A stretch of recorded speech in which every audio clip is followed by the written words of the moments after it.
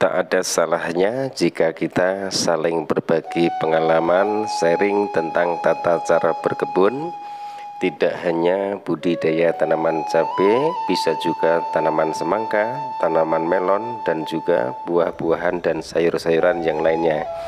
Yang terpenting teman-teman, mari kita saling menghargai, apalagi kita semua adalah sama-sama petani. Kemudian yang kedua, kita juga sama-sama belajar menjadi konten kreator, di samping saling membagikan pengalaman pribadi kita masing-masing. Yang sering saya bilang, setiap petani mempunyai tata cara yang berbeda. Jika ada perbedaan, itu sudah menjadi sesuatu hal yang wajar. Dan jika sebaliknya teman-teman, ada sesuatu kesamaan, bukan berarti kita itu sama. Yang terpenting adalah fokus bagaimana membangun channel. Kemudian yang kedua adalah bagaimana tata cara untuk merawat tanaman cabai, tanaman melon, dan juga tanaman semangka.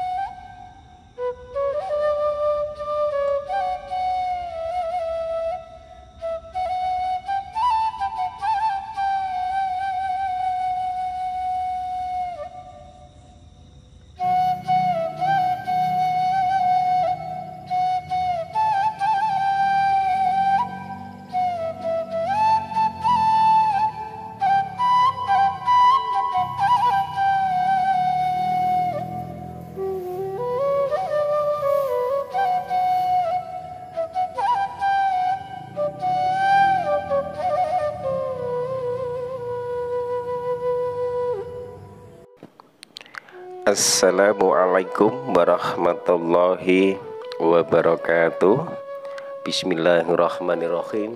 Allahumma sholli ala Sayyidina Muhammad wa ala ali Sayyidina Muhammad.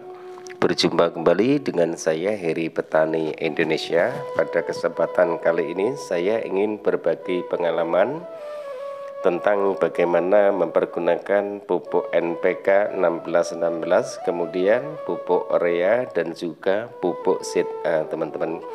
Yang seperti biasa selama ini, jika tanaman cabai sudah mengeluarkan buah dan juga bunganya sangat mepet sekali, banyak yang beranggapan bahwa pupuk NPK, kemudian seed A dan juga pupuk urea akan memancing munculnya jamur.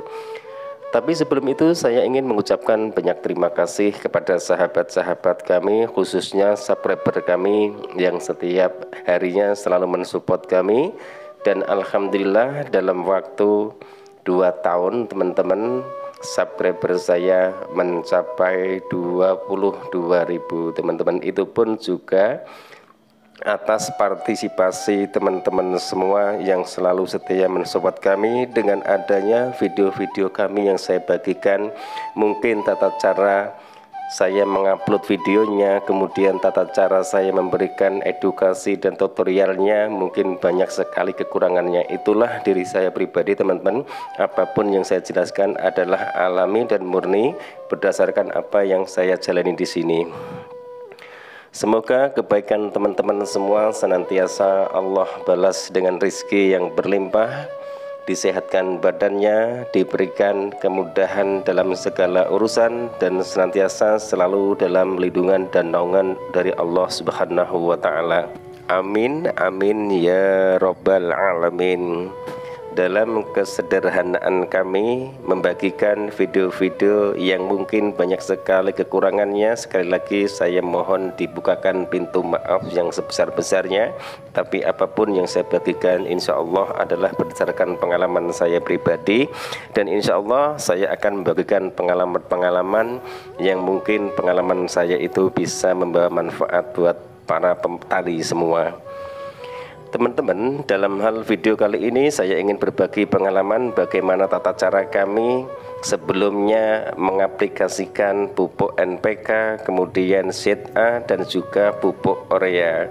Perlu diketahui teman-teman, banyak selama ini beranggapan bahwa pupuk NPK dan juga pupuk Seed A, urea akan memancing munculnya jamur. Tergantung kondisi cuaca teman-teman.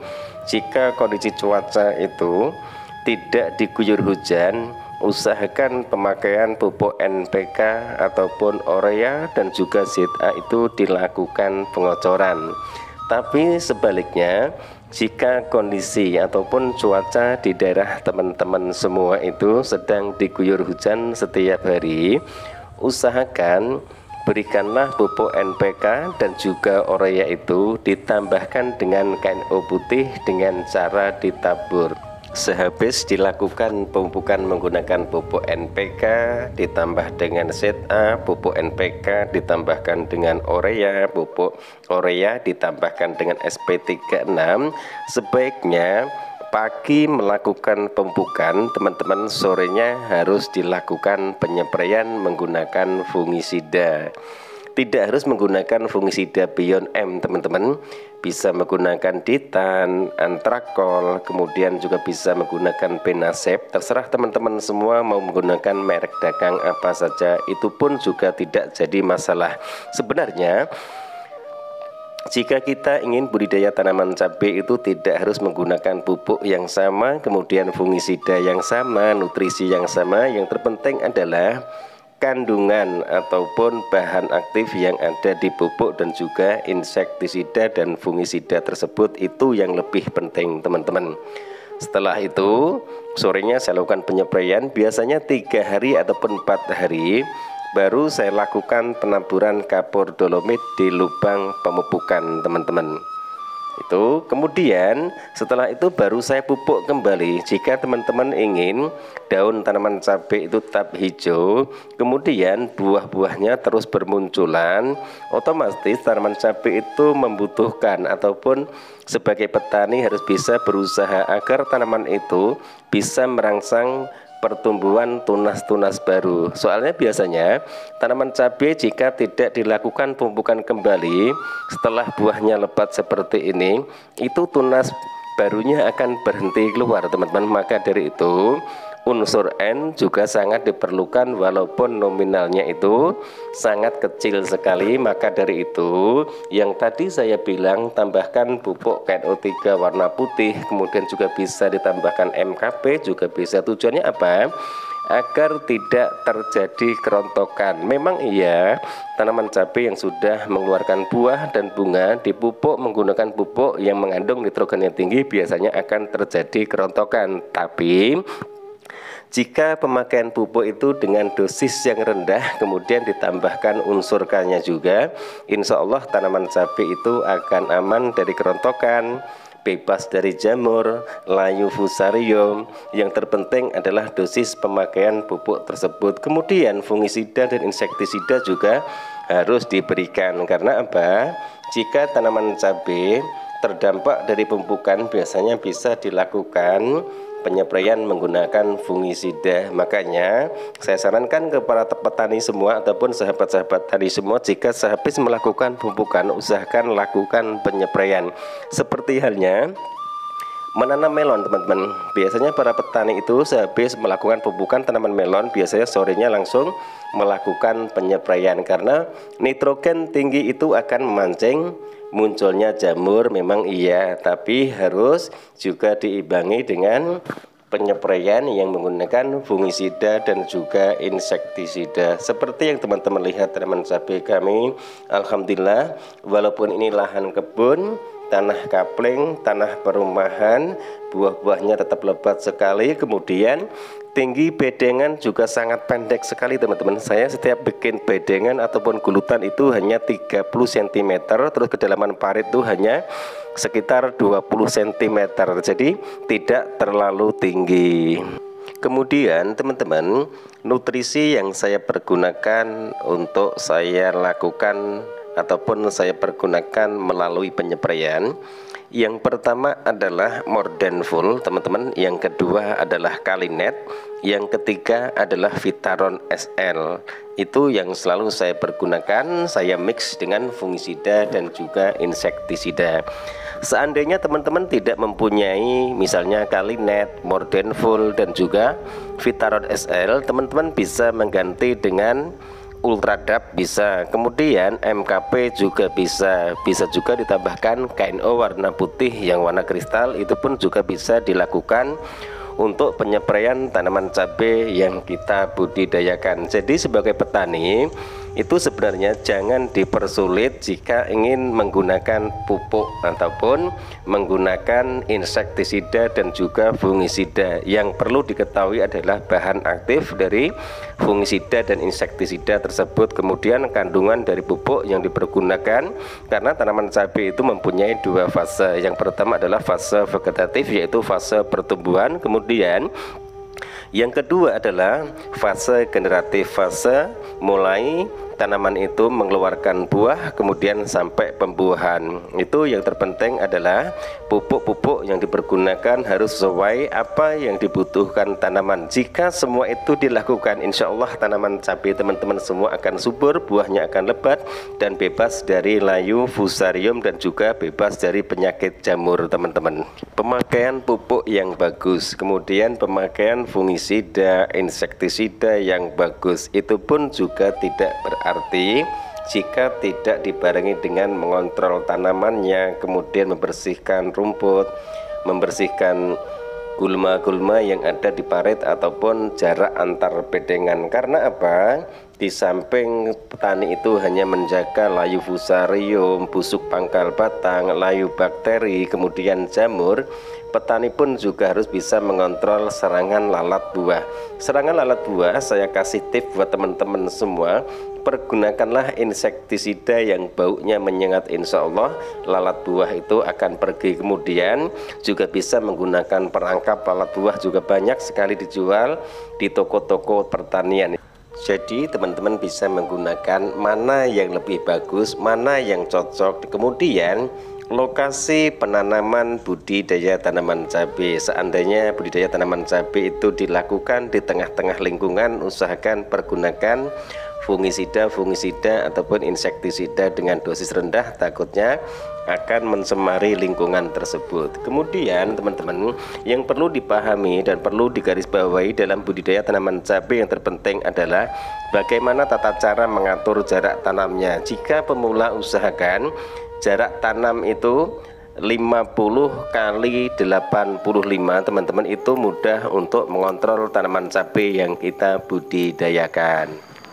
Itu teman-teman penjelasan dari kami, semoga apa yang saya bagikan minimal bisa dijadikan tahap pembelajaran kita bersama. Saya pun juga masih tahap pembelajaran teman-teman, tapi yang saya pahami dan saya tekuni, mendapatkan ilmu jika kita semua sudah mencoba untuk budidaya tanaman cabai, entah itu tanaman melon dan juga tanaman semangka. Kadang-kadang ilmu itu akan muncul dengan sendirinya di saat teman-teman sudah menanam tanaman cabai. Yang terpenting simple saja yang perlu dipahami, bahan aktif dari fungisida, kemudian kandungan pupuk di fase vegetatif, kandungan pupuk di fase generatif, apa yang diperlukan tanaman di saat fase-fase seperti itu. Insya Allah jika itu teman-teman lakukan, tanamannya akan subur, bebas dari layu fusarium, trep, tungo, virus gemini, dan juga terbebas dari serangan lalat buah. Dan yang paling menakutkan lagi adalah penyakit patek ataupun yang biasa disebut penyakit antraknosa teman-teman. Itu saja tata cara kami mungkin sangat mudah dan mungkin juga tidak mudah, tergantung bagaimana tata cara kita untuk menilai dan merawat tanaman tersebut. Kemudian dari segi perbedaan, dari segi kesamaan itu sudah menjadi suatu hal yang biasa, tapi insya Allah tata cara kami yang saya bagikan menambah wawasan dan juga bisa menambah keuntungan jika tanaman cabai itu bisa ditumpang sarikan dengan tanaman semangka, tanaman melon, dan juga bisa ditambahkan dengan sayur-sayuran yang lainnya. Insya Allah teman-teman semua akan mendapatkan keuntungan yang ganda sambil menunggu tanaman cabai itu mengeluarkan buah. Mungkin hanya sampai di sini dulu video saya kali ini, teman-teman. Mudah-mudahan bermanfaat. Mohon maaf jika ada salah-salah kata. Niat kami di sini hanya ingin berbagi pengalaman, sharing pengalaman saya. Mudah-mudahan bisa dijadikan tahap pembelajaran kita bersama. Sekali lagi saya mengucapkan banyak terima kasih atas support dan doanya. Mudah-mudahan kedepannya saya selalu diberikan kesehatan sehingga saya bisa membagikan pengalaman-pengalaman bagaimana tata cara merawat tanaman cabai dengan mudah, kemudian bagaimana tata cara menumpang sarikan tanaman cabai dengan buah-buahan seperti semangka, melon, dan juga timun suri. Mohon maaf sekali lagi saya ucapkan kepada teman-teman semua. Wabillahi taufik walhidayah. Wassalamualaikum warahmatullahi wabarakatuh. Salam sukses buat Anda, salam sukses buat sahabat-sahabat tani, salam sukses buat para petani di seluruh Indonesia.